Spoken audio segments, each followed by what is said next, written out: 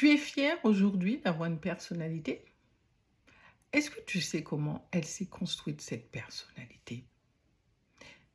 Jannick Lolia, thérapeute holistique, coach et sexothérapeute. Dès notre arrivée dans ce monde, nous sommes assaillis d'injonctions venant de notre environnement et de notre entourage. Du style: «Ah, mais tu as vu comment cette petite, elle est bien grande, elle sera forcément mannequin». Ou encore: «T'as vu ce petit garçon, comment il est mignon? Oh, mais il va courir les femmes quand il sera plus grand, ce jeune homme». Alors on grandit et puis d'autres injonctions vont renforcer l'existence de ce personnage. Et puis il y a telle autre personne qui va acheter ses vieilles croyances du style qu'elle est nulle parce que c'est ce qu'elle a toujours entendu depuis qu'elle est petite. Et qu'est-ce qui va se passer? Ben forcément, elle va rencontrer et attirer des personnes tout au long de sa vie qui vont lui valider le fait qu'elle est nulle. Et puis, il y a l'autre qui arrive avec son attaché-caisse, son costume cravate, parce que surtout ses parents lui ont dit: «Ne fais pas honte à la famille, il faut que tu sois à la hauteur de notre échelle sociale». Et bien, qu'est-ce qu'il va faire? Lui, il va travailler dur pour être ce personnage à la hauteur de ce qu'on attend de lui. Alors, concernant ces 2 personnages, il suffit qu'il y ait, un revers, un refus pour que leur vie sentimentale soit une catastrophe. Alors sur les 1 milliard d'informations que nous captons par seconde, il y a 1 million que nous allons enregistrer. Et c'est dans ce million que nous allons faire le tri pour faire le choix du personnage que l'on va s'auto-assigner inconsciemment. Et ces 2 personnages précités vont croire que c'est ça la vie, tout simplement.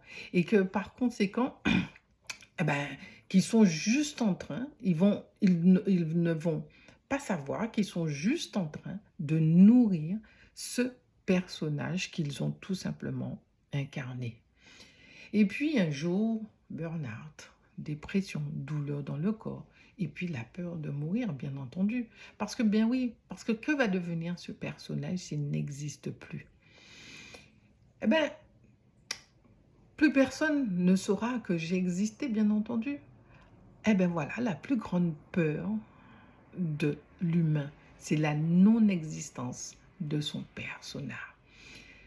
Donc, ce que tu es aujourd'hui est le résultat de milliers d'heures à parfaire et consolider l'existence de ce personnage parce que ta réalité, c'est la nature profonde d'être ce que tu veux être.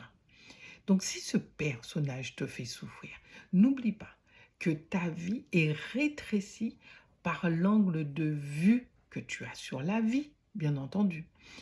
Et aussi, n'aie pas peur de perdre ce personnage. Tu as les moyens d'être l'homme ou la femme que tu as envie d'être plutôt que de subir l'homme ou la femme que tu as envie d'être. Prendre conscience que ta réalité n'est qu'une réalité faite à travers tes filtres et que la réalité, elle est subjective. Alors ouvre-toi les champs des possibles de ce que tu as envie d'être, l'homme et la femme authentiques. Je sais, c'est un travail de longue haleine, mais il est dit, vouloir, c'est pouvoir.